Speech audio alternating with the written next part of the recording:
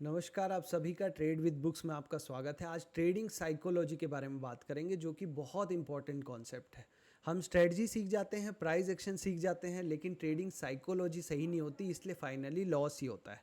तो देखो, आज मैं बहुत आसान भाषा में ट्राई करूंगा आपको अपने दोस्त की तरह बताने की कि ट्रेडिंग साइकोलॉजी क्या होती है, कैसे डेवलप करनी चाहिए और क्या होनी चाहिए मेरे हिसाब से। तो देखो, अब हम सबका उद्देश्य क्या है, एम क्या है, फाइनल लक्ष्य क्या है कि एक कंसिस्टेंट रिजल्ट मिले। मतलब कि मेरा जो पैसा है वो लगातार बढ़ता जाए। अब ऐसा नहीं कि एकदम बिल्कुल सीधा बढ़ेगा, बीच बीच में छोटे छोटे ड्रॉ डाउन आएंगे। मतलब ऐसा टाइम आएगा जब छोटा लॉस होगा, लेकिन मेरा जो कैपिटल है ना वो लगातार बढ़ता जाए। मैं अगर 1 लाख से चालू कर रहा हूँ तो वो 1,50,000 हो, फिर 1,40,000 हो जाए, नीचे आ जाए, लेकिन फिर 2 लाख हो, फिर 2 लाख, 1,90,000 आ जाए, फिर 3 लाख हो, फिर 2,80,000, इस तरीके से ऊपर जाता जाए। मतलब कंसिस्टेंट रिजल्ट हो। कंसिस्टेंट रिजल्ट मतलब क्या होता है? कंसिस्टेंसी बहुत ज़रूरी है।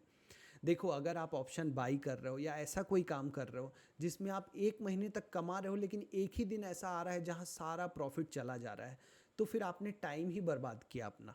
तो ट्रेडिंग में कोई भी ऐसा काम मत करना जिसमें आपका वक्त खराब हो। मतलब 1-2 साल आप करो और जितना पैसा आपने कमाया है वो 1-2 महीने में गंवा दो। बहुत सारे लोग ऐसे होते हैं, मैं देखता हूँ, जो लोग मार्केट जब तक ऊपर जा रहा होता है तब तक कमाते हैं, फिर जब मार्केट नीचे जाने लगता है तो सब कुछ गंवा देते हैं। क्योंकि उनके पास कोई रूल नहीं है, कोई बचने का तरीका नहीं है, वो बस मार्केट के फ्लो के साथ में कमा रहे थे। लेकिन उन्होंने कभी सोचा नहीं कि अगर मार्केट अगेंस्ट में जाएगा तो मेरे पास अपना कैपिटल जो मैंने कमाया है उसको बचाने का क्या तरीका है। तो इसी को बोलते हैं कंसिस्टेंसी। मतलब आप लगातार प्रॉफिटेबल हो।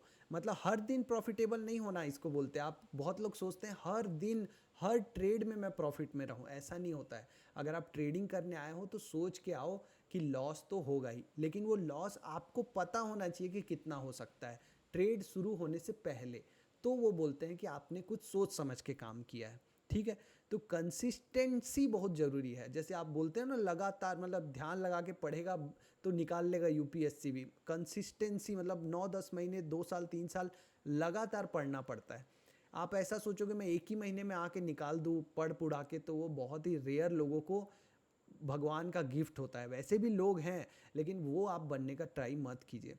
तो एक ऐसा रिजल्ट जिस पे आप रिलाई कर सको, भरोसा कर सको कि आपको रेगुलर इनकम बना के देगा।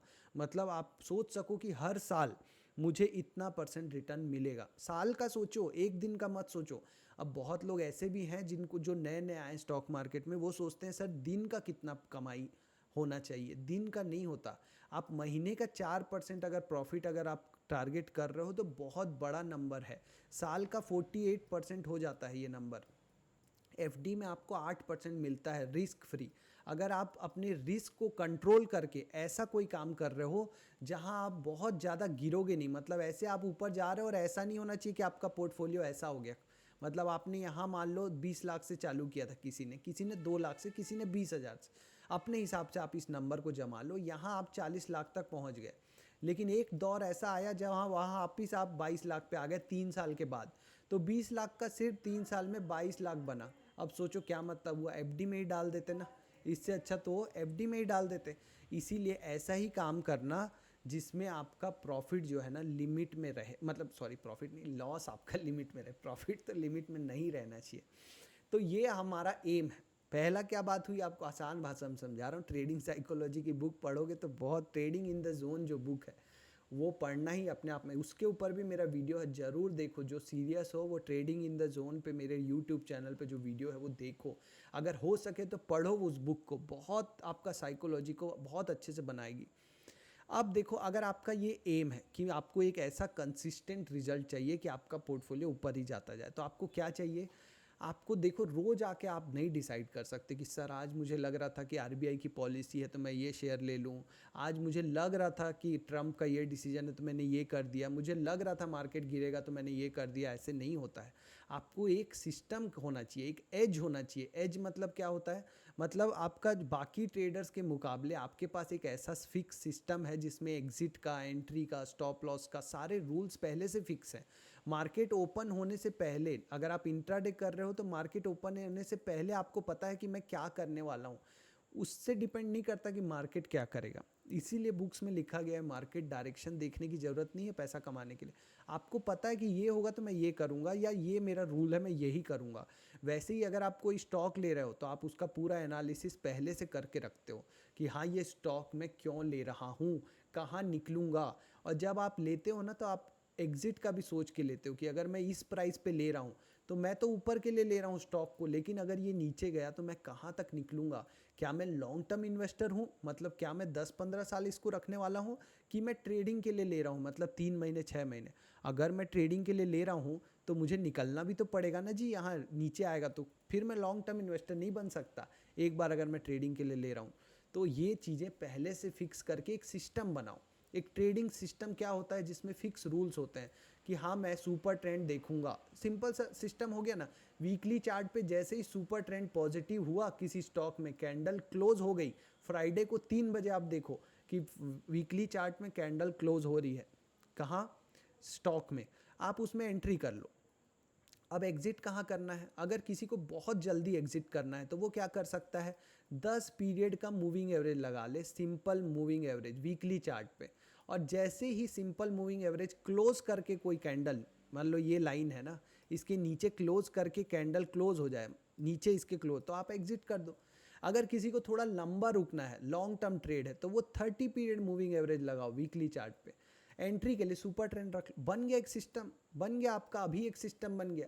अब आप इसको क्या करोगे, एक लॉट से, सॉरी ऑप्शन नहीं है, स्टॉक में छोटा क्वांटिटी से 5,000 10,000 से टेस्ट करोगे कि हाँ ये कैसे काम करता है। जब आपको लगेगा कि ये सिस्टम बहुत अच्छा काम करता है तो आप कैपिटल बढ़ाओगे।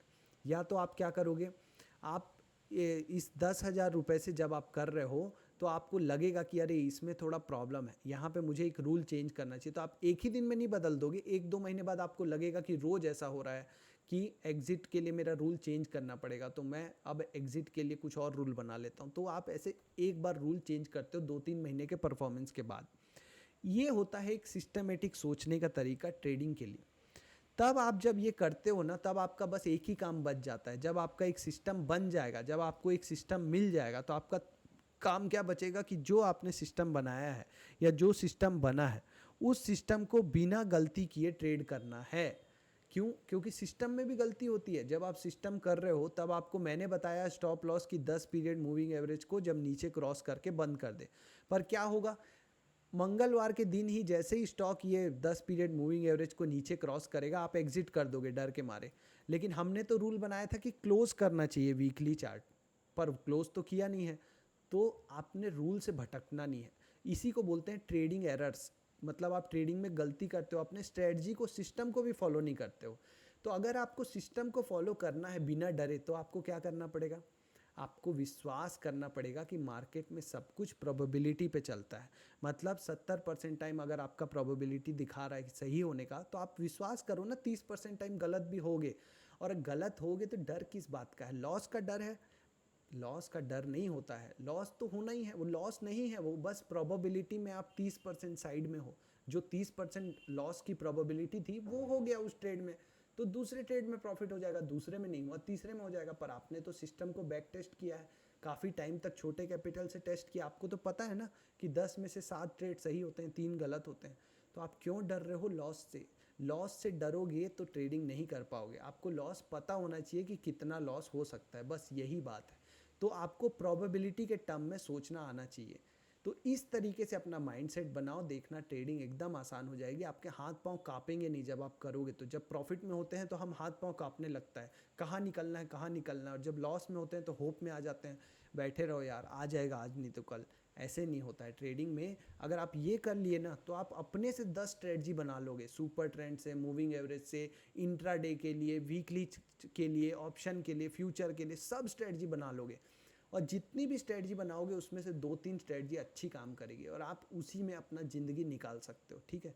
इसीलिए आप पहले बैठ के एक बार सोचो कि भाई क्यों नहीं सिस्टमेटिक तरीके से काम किया जाए मार्केट में, ठीक है। All the best.